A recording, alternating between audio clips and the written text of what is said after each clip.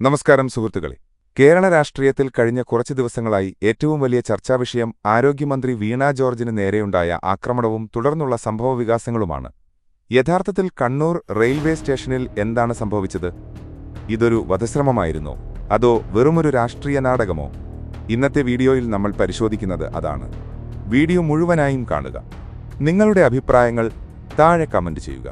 Kannur railway സ്റ്റേഷനിൽ വന്ദേ ഭാരത് എക്സ്പ്രസിൽ കയറാനെത്തിയതായിരുന്നു മന്ത്രി വീണ George. അവിടെ വെച്ച് KSU പ്രവർത്തകർ കരിങ്കൊടിയുമായി പ്രതിഷേധിക്കാനെത്തി. പോലീസ് രജിസ്റ്റർ ചെയ്ത FIR പ്രകാരം കാര്യങ്ങൾ വളരെ ഗുരുതരമാണ്. കൊല്ലട എന്നാക്രോശിച്ച് എന്തോ ആയുധമുപയോഗിച്ച് മന്ത്രിയെ KSU പ്രവർത്തകർ ആക്രമിച്ചുവെന്നും കഴുത്തിന് പരിക്കേറ്റുവെന്നും തടയാൻ ശ്രമിച്ച ഗൺമാന് മർദ്ദനമേറ്റുവെന്നുമാണ് പോലീസ് പറയുന്നത്. തുടർന്ന് മന്ത്രിയെ പരിയാരം മെഡിക്കൽ കോളേജിലെ ICUവിൽ പ്രവേശിപ്പിക്കുകയും ചെയ്തു. ഈ സംഭവത്തിന് പിന്നാലെ സംസ്ഥാനത്തുടനീളം വലിയ രാഷ്ട്രീയ സംഘർഷങ്ങളും കോൺഗ്രസ് CPM പ്രവർത്തകർ തമ്മിലുള്ള ഏറ്റുമുട്ടലുകളും ഉണ്ടായി. എന്നാൽ ഇവിടെയാണ് പ്രതിപക്ഷ നേതാവ് VD സതീശൻ ചില നിർണായക ചോദ്യങ്ങൾ ഉന്നയിക്കുന്നത്. അവിടെ ഒരുപാട് മാധ്യമപ്രവർത്തകരും പോലീസുകാരുമുണ്ടായിരുന്നു. എന്നിട്ടും മന്ത്രിയെ ആരെങ്കിലും ശാരീരികമായി ആക്രമിക്കുന്നതിൻ്റെയോ അവരുടെ അടുത്തേക്ക് പോകുന്നതിൻ്റെയോ ഒരു ദൃശ്യമെങ്കിലും ആരുടെയെങ്കിലും കയ്യിലുണ്ടോ എന്നാണ് അദ്ദേഹം ചോദിക്കുന്നത്. തന്റെ പ്രാഥമിക അന്വേഷണത്തിൽ അങ്ങനെയൊരു സംഭവം ഉണ്ടായിട്ടില്ലെന്നും അദ്ദേഹം പറയുന്നു. നിലവിൽ ലഭ്യമായ മൊബൈൽ ദൃശ്യങ്ങളിൽ പോലീസും KSU പ്രവർത്തകരും തമ്മിലുള്ള ഉന്തും തള്ളും കാണാം. മന്ത്രി പ്രകോപിതയാകുന്നതും കാണാം. എന്നാൽ മന്ത്രിയുടെ ശരീരത്തിൽ സ്പർശിച്ചതിൻ്റെയോ മർദ്ദിച്ചതിൻ്റെയോ ദൃശ്യങ്ങൾ ലഭ്യമല്ല. റെയിൽവേയുടെ CCTV ദൃശ്യങ്ങൾ പുറത്തുവന്നാൽ മാത്രമേ ഇതിന്റെ യഥാർത്ഥ സത്യാവസ്ഥ പൂർണ്ണമായും വ്യക്തമാകൂ. ഈ പ്രതിഷേധങ്ങൾ പ്രതിപക്ഷ നേതാവിന്റെ അറിവോടെയാണെന്ന മന്ത്രിയുടെ ആരോപണത്തെ VD സതീശൻ തള്ളിക്കളയുകയും ചെയ്തു.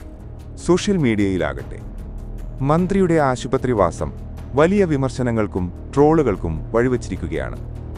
ICUവിൽ കഴുത്തിനിടേണ്ട നെക്ക് സപ്പോർട്ട് വായ്ക്ക് താഴെയായി വെച്ചിരിക്കുന്ന ദൃശ്യങ്ങൾ വലിയ രീതിയിൽ പരിഹസിക്കപ്പെട്ടു. സർക്കാർ ആശുപത്രികളുടെ ശോചനീയാവസ്ഥയാണ് ഇത് കാണിക്കുന്നത് എന്ന് ചിലർ ചൂണ്ടിക്കാണിക്കുന്നു. മാത്രമല്ല, 2013 മുൻ മുഖ്യമന്ത്രി ഉമ്മൻചാണ്ടിക്ക് നേരെ കല്ലേറുണ്ടായി നെറ്റിപ്പൊട്ടി ചോരയൊലിച്ചപ്പോൾ പോലും അദ്ദേഹം പരിപാടികളിൽ പങ്കെടുത്ത ശേഷമാണ് ചികിത്സ തേടിയത് എന്ന കാര്യവും ആളുകൾ ഇപ്പോൾ ഓർത്തെടുക്കുന്നു.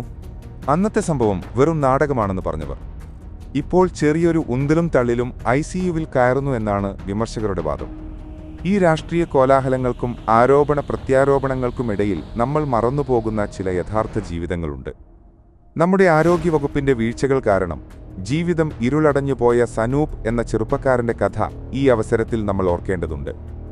ടൈൽസ് പണിക്ക് പോയി കുടുംബം നോക്കിയിരുന്ന സനൂപ് ഒരു ചെറിയ മുട്ടുവേദനയ്ക്ക് ചികിത്സ തേടിയാണ് സ്വന്തമായി ബൈക്കോടിച്ച് തൃശൂർ മെഡിക്കൽ കോളേജിലെത്തിയത്. എന്നാൽ അവിടെ നിലത്ത് കിടത്തി ചികിത്സിച്ച സനൂപിന്റെ കയ്യിലെ കാനുല വഴി അണുബാധയുണ്ടാകുകയും ആ ചെറുപ്പക്കാരന്റെ 2 കണ്ണുകളും ചൂഴ്ന്നെടുക്കേണ്ട ഗതികേടിലേക്ക് കാര്യങ്ങളെത്തുകയും ചെയ്തു. അക്ഷരാഭ്യാസമില്ലാത്ത അമ്മയെക്കൊണ്ട് ഒപ്പിടുവിച്ചാണ് ഡോക്ടർമാർ ഈ ശസ്ത്രക്രിയ ചെയ്തത് എന്ന് ആ കുടുംബം പറയുന്നു. നീതി തേടി ആ കുടുംബം ഇന്നും അലയുകയാണ്. ഒരു മുട്ടുവേദനയ്ക്ക് പോയവന്റെ കണ്ണ് നഷ്ടപ്പെടുന്ന അവസ്ഥയുള്ള നമ്മുടെ സർക്കാർ ആശുപത്രിയിലാണ് ഒരു പോറൽ പോലുമില്ലാതെ മന്ത്രിമാർക്ക് VIP ചികിത്സ ലഭിക്കുന്നത് എന്ന വലിയൊരു വിമർശനമാണ് ഇപ്പോൾ ഉയരുന്നത്. കണ്ണൂരിലെ ആക്രമണം സത്യമാണെങ്കിൽ അതിലെ കുറ്റക്കാർ തീർച്ചയായും ശിക്ഷിക്കപ്പെടണം. CCTV ദൃശ്യങ്ങൾ പുറത്തുവരിക തന്നെ വേണം. എന്നാൽ അതോടൊപ്പം തന്നെ സനൂപിനെപ്പോലുള്ള സാധാരണക്കാർക്ക് ആരോഗ്യവകുപ്പിൽ നിന്നുണ്ടാകുന്ന ഇത്തരം വലിയ വീഴ്ചകൾക്ക് ആര് മറുപടി പറയും? നിങ്ങൾക്ക് എന്താണ് തോന്നുന്നത്? നിങ്ങളുടെ അഭിപ്രായങ്ങൾ താഴെ കമന്റ് ബോക്സിൽ രേഖപ്പെടുത്തുക. ഈ വീഡിയോ നിങ്ങൾക്ക് ഇൻഫോർമേറ്റീവായി തോന്നിയെങ്കിൽ തീർച്ചയായും ലൈക്ക് ചെയ്യുക, സുഹൃത്തുക്കൾക്ക് ഷെയർ ചെയ്യുക. കൂടുതൽ വീഡിയോകൾക്കായി ഈ ചാനൽ സബ്സ്ക്രൈബ് ചെയ്യാൻ മറക്കരുത്. നന്ദി. മറ്റൊരു വീഡിയോയുമായി വീണ്ടും കാണാം.